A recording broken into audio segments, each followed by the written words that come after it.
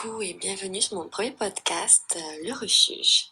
Alors déjà pour me présenter en quelques mots, moi c'est Chloé, j'ai 27 ans et je suis carrément dans le déni de mon âge, mais bon, j'apprends chaque jour à l'accepter un peu plus.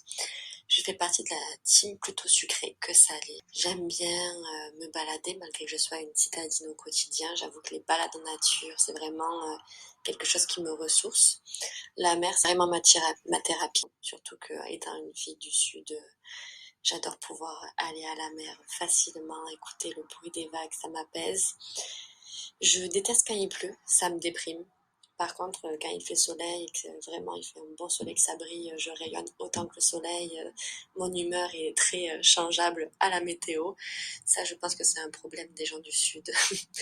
Je suis plutôt sociable, mes amis sont carrément mon quotidien et mon refuge, tout simplement.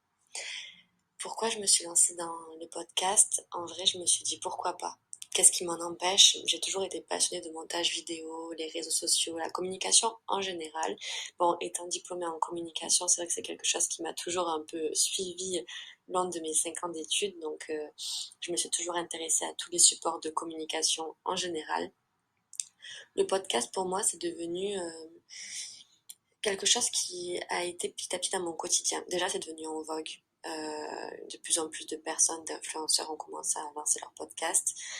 Moi, je l'apparentais beaucoup à la radio au début sans trop connaître ce que c'était. Et en fait, je me suis rendu compte que c'était quelque chose de beaucoup plus intimiste, étant donné qu'il n'y a pas d'interaction comme on peut avoir à la radio. C'est plus quelqu'un qui va vous parler seul. C'est seul, mais en même temps, on s'adresse à un public et on se révèle et je trouve ça beaucoup plus intimiste qu'une radio où on va pouvoir parler de différents sujets mais être vraiment dans ce partage. C'est une sorte pour moi de journal intime où on peut parler de tout et de rien et c'est ce qui m'a plu dans la création de ce podcast. J'avoue que moi j'en écoute souvent, surtout quand je cuisine ou que je dois me préparer le matin, des fois quand je vais courir, bon, même si c'est très très rarement parce que je suis ce qu'on appelle une sportive du dimanche, mais c'est vrai que ça me permet d'écouter, d'apprendre des choses en faisant autre chose justement, donc je perds pas de temps. J'aime bien pouvoir faire plusieurs choses à la fois, donc c'est quelque chose qui peut me détendre mais qui me permet aussi de continuer mes activités en même temps. Donc j'aimais bien ce concept-là et c'est pour ça que j'ai décidé de lancer mon podcast Le Refuge. Donc déjà, pourquoi le refuge? En vrai, j'ai eu envie de créer un podcast qui me parle personnellement et qui pourrait parler à d'autres personnes qui ont les mêmes vision d'un podcast, qui pourrait peut-être permettre à des personnes qui vivent des moments similaires d'apporter un soutien, un peu comme une amie. En fait, j'ai envie de vous apporter cette good vibes, de l'amour, du peps. J'aimerais créer notre refuge à nous, quelque chose qui permette à chacun de se retrouver dans cette safe place, d'aborder des sujets par lesquels je suis passée, que mes amis sont passés, que vous passez peut-être actuellement où vous vivez. Voilà, donc je vais aborder des sujets de mon quotidien, les questionnements que j'ai pu avoir avec les réponses, les solutions que j'ai trouvées ou ceux que j'ai actuellement encore en ce moment, des remarques que je me suis posées. Il y aura des épisodes où je serai du coup seule, donc moi avec vous, je me livrerai entièrement, ou il y en aura où je serai accompagnée, j'inviterai mes proches en fait à parler. Je pense que c'est super intéressant d'avoir l'avis de plusieurs personnes parce qu'on a tous des expériences différentes.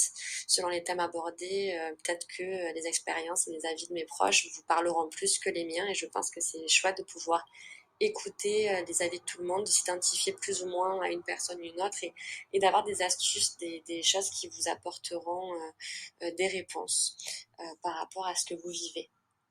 Parce qu'au final, chaque histoire est différente. On a tous des vécus différents et je pense que c'est très important de pouvoir avoir l'avis de plein de personnes. C'est très enrichissant de pouvoir en discuter avec plein de personnes. Donc voilà, j'aimerais mettre à votre écoute, dans vos petites oreilles, tous les conseils que je peux avoir de par du coup des conseils que je me suis trouvée seule, que mon entourage m'a donné, ou que mes amis qui sont clairement mon refuge m'ont apporté dans mon quotidien. Ils m'apportent un soutien vraiment permanent autant dans mes doutes, mais aussi dans mes réussites. En fait, je pense que c'est important de pouvoir avoir des personnes qui sont là quand on doute, dans le moment où on va mal, mais on oublie souvent de se féliciter quand on réussit des choses. Et c'est vrai que nos amis nous rappellent souvent que on peut être fier de nous par rapport à tout ce qu'on a accompli, même si pour nous c'est minime. En fait, le regard des autres est beaucoup plus bienveillant et nous permet aussi de voir tout ce qu'on a accompli et ce qu'on est fier d'avoir fait. Et j'aimerais que toute cette bienveillance que moi je ressens grâce à mon entourage, j'aimerais vous l'apporter. Je souhaite vraiment vous la transmettre.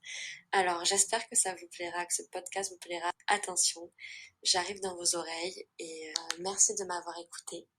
Et je vous donne rendez-vous du coup chaque dimanche pour aborder un nouveau sujet. Le podcast de dimanche prochain, j'aborderai le week-end solo. Donc je ne sais pas si c'est quelque chose que vous avez déjà fait, mais si ce sujet vous intéresse, rendez-vous dimanche pour vous raconter toute mon expérience et mes ressentis. Merci beaucoup, j'espère que vous allez bien et je vous fais des bisous.